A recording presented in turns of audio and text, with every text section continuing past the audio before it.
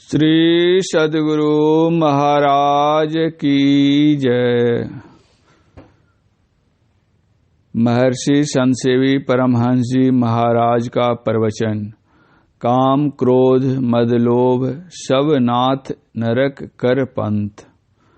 आदरणीय सज्जन वृंद तथा आदरणीय माताओं एवं बहनों, आप लोगों ने संत सद्गुरु तथा सत्संग के प्रसंग में बहुत सी कहानियां सुनी।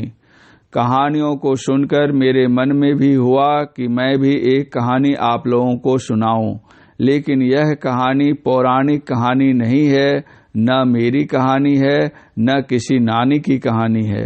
वह एक अजब और लसानी कहानी है, लेकिन वह कहानी अर्वाचीन नहीं प्राचीन है। फिर भी वह चीन की कहानी नहीं, जापान की है। जापान में एक संत आश्विन महीने में अपने आसन पर आसीन थे। उसी समय एक लेफ्टिनेंट वहां प्रेजेंट होता है। बिल्कुल नया जवान था, जवानी का पानी भी उस पर चढ़ा हुआ था, और वह ऐसा जवान था कि जिसकी जवान में लगाम नहीं थी। पद के कारण वह मद में तो था ही, और जवानी के कारण किसी की सुनता नहीं था, वह गुनता ही था। ऐसे लोग बड़ों के सामने जाकर झुकना नहीं जानते हैं, ऐंठना जानते हैं। बड़ों को वे प्रणाम नहीं करते, बड़ों को प्रणाम करना वे पाप समझते हैं, चाहे अपना बाप ही क्यों न हो। इस कारण उसने महात्मा जी को प्रणाम तो नहीं किया, बल्कि मूछ पर हाथ देकर कहा, महात्मा जी कुछ पूछूं? महात्मा जी ने कहा, क्या पूछना चाहते हो? पहले यह तो बताओ कि तुम हो कौन? उसने कहा, मैं अमुक रेजिमेंट का लेफ्टिनेंट हूं। महात्मा जी ने आपाद मस्तक देखा और कहा, तुम अपने को लेफ्टिनेंट कहते हो, लेकिन मैं तो समझता हूं कि तुम उस लेफ्टिनेंट का असिस्टेंट का सर्वेंट भी होने योग्य नहीं हो। तेरा चेहरा तो चुहार जैसा है, तुम क्या लेफ्टिनेंट बनोगे? जवान तो था ही, म्यान से अपनी तलवार निकाली और चाहा कि उनके सर को सर से अलग कर धड़ से उतार कर धड़ा पर धर दूं। उसने उस पर तलवार का वार किया, लेकिन महात्मा जी ने अपने कर से वार को संभाल लिया और कहा, अच्छा तेरे पास तलवार भी है। मुस्कुराते हुए कहा, अरे तेरी तलवार एक तिनके को नहीं काट सकती, तो फिर मेरे तन की तो बात ही क्या है।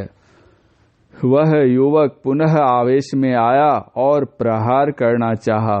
उसकी तलवार को महात्मा ने एक बाल की तरह मोड़ दिया और कहा, वत्स तेरे जैसे जवान का जवानी में आना कल्याण के लिए होता है, लेकिन तनिक सी बात में तुनक जाने के लिए नहीं है। अरे याद है तुमको, तुमने क्या पूछा था मुझसे?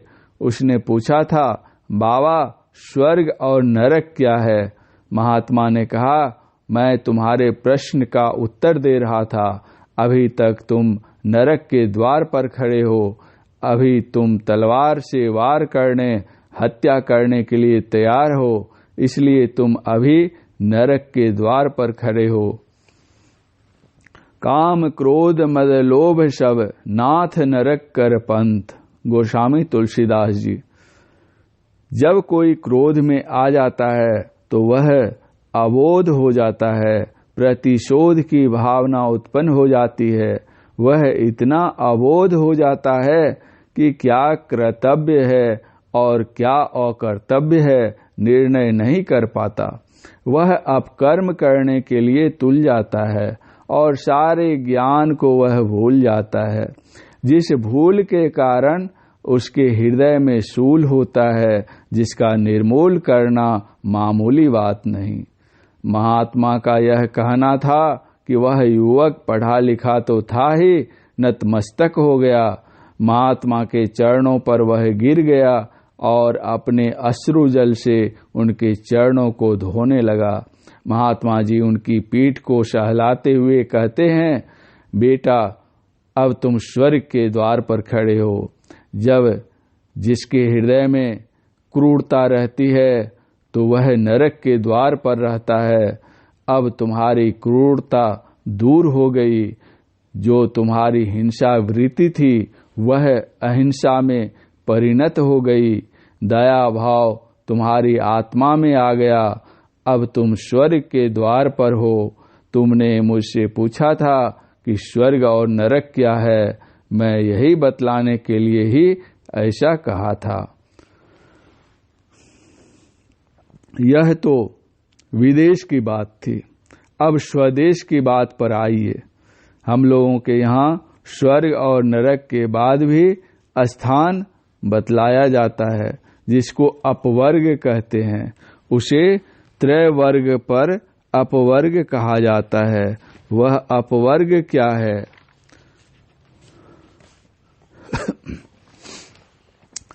अपवर्ग कहते हैं मोक्ष को। मोक्ष मिलता कैसे है? शास्त्र कहता है ज्ञानान मोक्षम वापनोति। ज्ञान से मोक्ष होता है। गोस्वामी तुलसीदास जी महाराज ने कहा है, धर्म से विरति जोग से ज्ञाना, ज्ञान मोक्ष प्रद वेद बखाना। शास्त्र कहता है ज्ञान से मोक्ष होता है, इसलिए उस ज्ञान के जो ज्ञाता होते हैं वे गुरु कहलाते हैं। जिस गुरु में ज्ञान नहीं है उसके लिए शास्त्र वचन है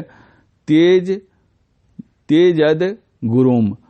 उसको छोड़ दो, सारी बातों का ज्ञान दे दें, लेकिन यदि वह मोक्ष का ज्ञान नहीं देता है तो वह गुरु कहला सकते हैं, संत सद्गुरु नहीं हो सकते। जिनसे हम कुछ सीखते हैं वे गुरु कहलाते हैं, वे संत सद्गुरु नहीं होते हैं।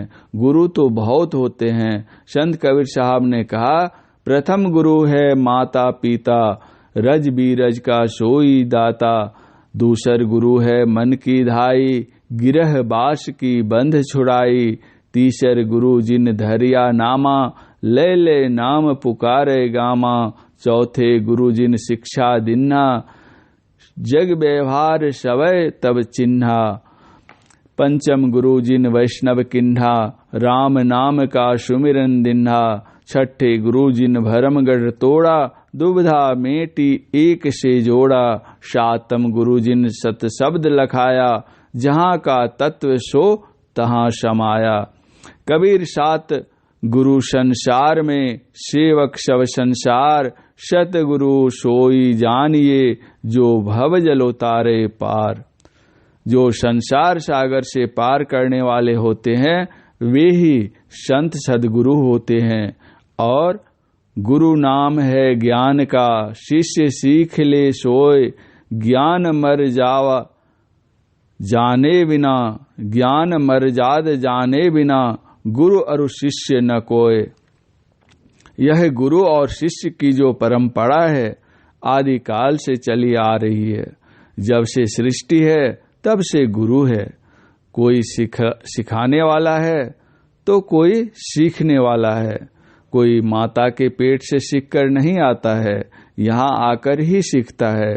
लेकिन एक जागतिक गुरु होते हैं और दूसरे पारमार्थिक गुरु होते हैं। सांसारिक गुरु के द्वारा सांसारिक लाभ होता है। पारमार्थिक गुरु जो होते हैं वे परम तत्व का ज्ञान देते हैं। यह जीव जाकर पीव को पावे, जीवात्मा परमात्मा में मिल जाए, यह ज्ञान संत सद्गुरु देते हैं। इसीलिए अन्य गुरुओं की अपेक्षा संत सद्गुरु का स्थान सर्वोपरि है। संत सद्गुरु से बढ़कर किसी दूसरे का दर्जा नहीं हो सकता। लोग भगवान राम कहते हैं, भगवान श्री कृष्ण कहते हैं। मर्यादा पुरुषोत्तम भगवान श्री राम ने भी गुरु धारण किया, भगवान श्री कृष्ण ने भी गुरु धारण किया। मात्र गुरु ही धारण नहीं किया बल्कि उनकी सेवा भी की। भगवान श्री कृष्ण लकड़ी तोड़ तोड़ कर गुरु के जलावन के लिए लाते थे। भगवान श्री राम के लौकिक और पारलौकिक दो गुरु थे। लौकिक गुरु विश्वामित्र मुनि थे और पारलौकिक गुरु वशिष्ठ जी थे। लौकिक गुरु की भी उन्होंने कम सेवा नहीं की। रामायण में गोस्वामी तुलसीदास जी ने लिखा है, मुनिवर शयन किन्ह तब जाए, लगे चरण चापन दो भाई। लोग कहा करते हैं कि गोस्वामी तुलसीदास जी के इष्ट देव भगवान श्री राम थे, लेकिन अध्ययन किया जाए तो पता चलेगा कि गोस्वामी तुलसीदास जी ने गुरु को कितना विशेष स्थान दिया है। रामचरितमानस लिखते हैं तो आरंभ करते हैं, बंदो गुरुपद कंज, कृपा सिंधु नर रूप हरि, महामोह तम पुंज, जासु वचन रवि कर निकर। छोटी सी पुस्तिका उनकी हनुमान चालीसा, बहुत लोगों को वह कंठस्थ भी होगी समूची। वे उसमें आरंभ करते हैं, श्री गुरु चरण सरोज रज, निज मन मुकुरु सुधारी, वर्णऊ रघुवर विमल जसु, जो दायक फलचारी। वर्णन करते करते आगे बढ़ते हैं तो कहते हैं, जय जय जय हनुमान गोसाई, कृपा करहु गुरुदेव की नाई। जिनके इष्ट भगवान राम हैं वे कहते, जय जय जय हनुमान गोसाई, कृपा करहु रघुपति की नाई। वे हनुमान जी की प्रार्थना कर रहे हैं, हनुमान चालीसा लिख रहे हैं, लेकिन वे कहते हैं, बुद्धिहीन तनु जानिके, सुमिरो पवन कुमार, बल बुद्धि विद्या देहु मोहि, हरहु कलेश विकार।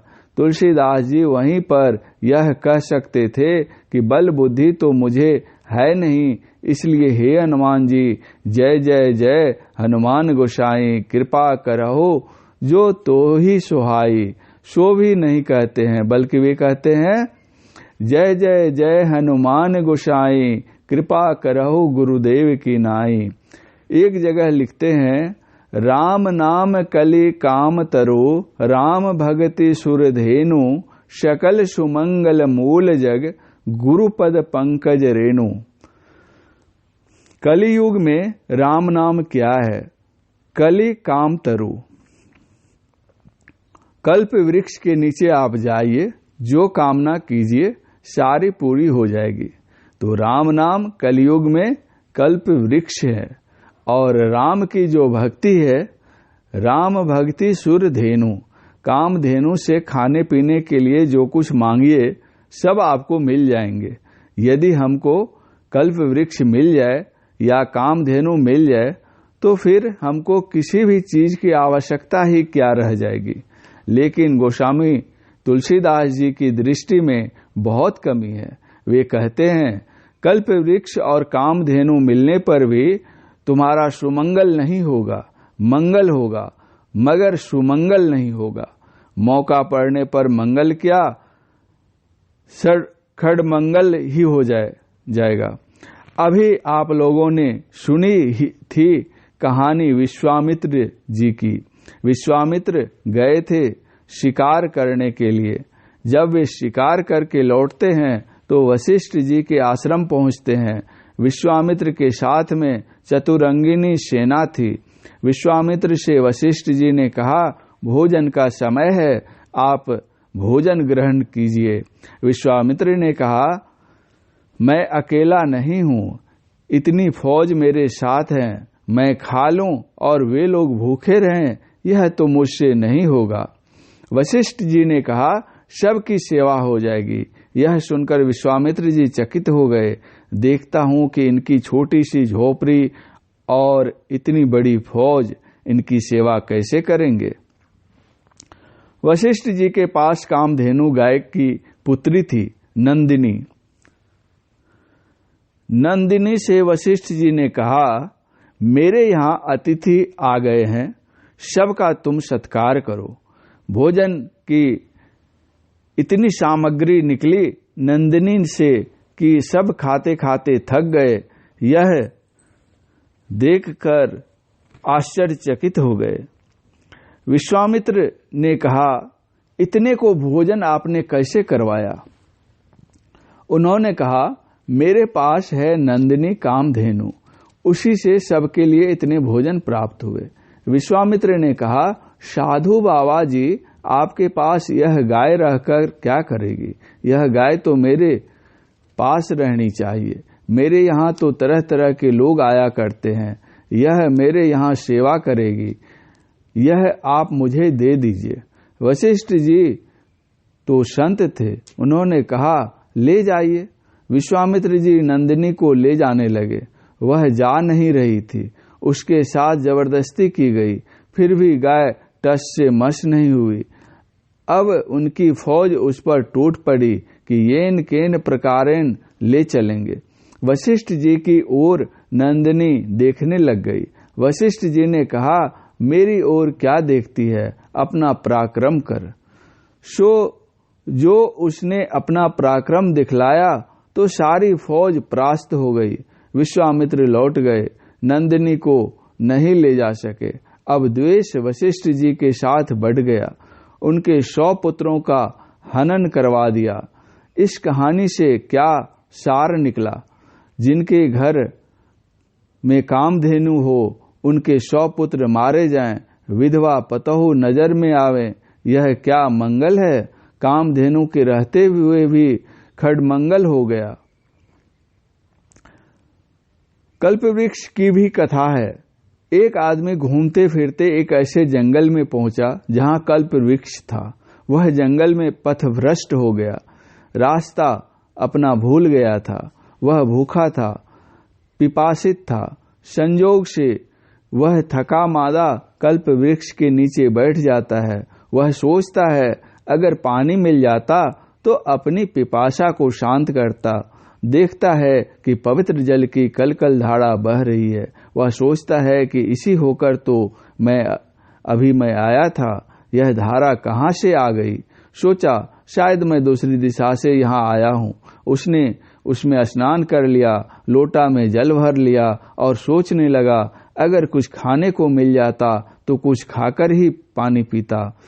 खाली पेट पानी पीना अच्छा नहीं। सोचना था कि एक सुंदर थाल में भोजन की सारी सामग्री आ गई। वह भोजन करके तृप्त हो गया। भोजन के बाद उसके मन में आया कि कुछ आराम कर लेता, बहुत थका मादा हूँ। फिर सोचा कि जमीन पर सोना ठीक नहीं, कीड़े मकोड़े बहुत होंगे।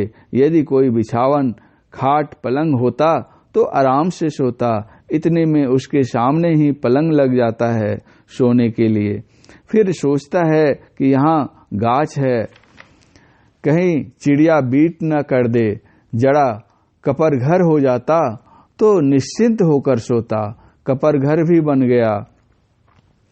अब गया वह सोने के लिए। सिरहाने पर जब सिर रखता है तब सोचता है कि यह तो जंगल है, निर्जन वन है। कहीं जंगल से बाघ आ जाए और गला मरोड़ दे तो मेरी जीवन लीला समाप्त हो जाएगी। इतने में बाघ आया और उसका गला मरोड़ दिया। वह वहीं मर गया। अब देखिए, कल्प वृक्ष के नीचे रहने पर भी यह हालत हो गई। तो गोस्वामी तुलसीदास जी महाराज कहते हैं, राम नाम कली काम तरो, राम भगति सुर धेनु। लेकिन शकल सुमंगल इसमें नहीं है। अगर शकल सुमंगल चाहते हो तो सकल सुमंगल मूल जग गुरु पद पंकज रेणु। इसलिए गुरु का स्थान सर्वोपरि है। इनसे विशेष किन्हीं का स्थान नहीं हो सकता। हम लोग क्या गाते हैं, परम पुरुष होते अधिक गावे संत सुजान। एक तो परम पुरुष परमात्मा ही क्षर पुरुष अक्षर पुरुष से परे है, लेकिन गुरु उनसे भी अधिक क्यों? गुरुदेव के वचन में आया है, हरदम प्रभु रहे संग, कबहू भव दुख न टरे। भव दुख गुरुदे टारी, शकल जय जयति करे। त्रय तापों से जो हम तप्त होते रहते हैं, उनसे मुक्त करने वाले कौन है? एक गुरु के सिवा दूसरा तीसरा कोई नहीं है। इसलिए तो सहजोबाई ने कहा, राम तजु पे गुरु न विसारूं, गुरु के सम हरि कून निहारूं। किसी ने पूछ दिया ऐसी बात क्यों? तो सहजोबाई ने कहा, हरि ने जन्म दियो जग माही, गुरु ने आवागमन छुटाही। हरि ने 5 चोर दिए साथा, गुरु ने लई छुटाए अनाथा। हरि ने कुटुंब जाल में घेरी, गुरु ने काटी ममता बेरी। हरि ने रोग भोग उरझायो, गुरु जोगी कर सबय छुटायो। कहते कहते वे अंत में कह देती है, चरण दास पर तन मन वारूं, गुरु न तजूं हरि कू तज डारूं। यह है गुरु पर निर्भरता, लेकिन गुरु पर निर्भरता है, गुरु पर नहीं। गुरु नाम है ज्ञान का, जो ज्ञान जानता है वह उसका आचरण भी करता है। कहता सो करता नहीं, मुख का बड़ा लवार, आखिर धक्का खाएगा साहिब के दरबार। एक कहे दूजी कहे, दो दो कहे बनाए, ये 2 मुख का बोलना घना तमाचा खाए। इसलिए गुरु का जो स्थान है वह सभी संतों के यहाँ और सदग्रंथों में सर्वोपरि है। गुरु नानक देव जी कहते हैं, गुरु की मूर्ति मन मही ध्यानु, गुरु के शब्दी मंत्र मनु मानु। गुरु के चरण हृदय ले धारऊ, गुरु पार ब्रह्म सदा नमस्कारऊ। संत कबीर साहब कहते हैं, मूल ध्यान गुरु रूप है, मूल पूजा गुरु पाँव, मूल नाम गुरु वचन है, मूल सत्य सतभाव। शिव नारायण स्वामी जी महाराज कहते हैं, निहारो यारो गुरु मूर्ति की ओर, गुरु मूर्ति सुरति बीच निरखो, तब उर होत इजोर।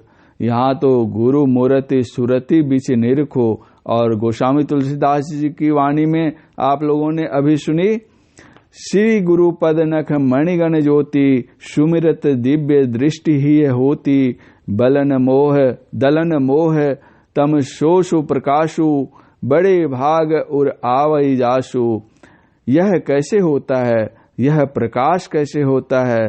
हम लोगों के यहाँ जो बिजली का प्रकाश होता है वह कैसे होता है? 2 धारें आती है, एक शीत धार, दूसरी उष्ण धार, निगेटिव और पॉजिटिव। दोनों धारों को मिलाइए, बल्ब जल जाएगा। हम लोगों की जो दृष्टि गोचर है वह एक निगेटिव है और दूसरी पॉजिटिव है। इन दोनों धारों को मिलाइए, प्रकाश होगा। इन दोनों धारों को हम कैसे मिलावें? दृष्टि की जो इन दोनों धारें हैं वे क्या हैं? समानांतर रेखाएं हैं।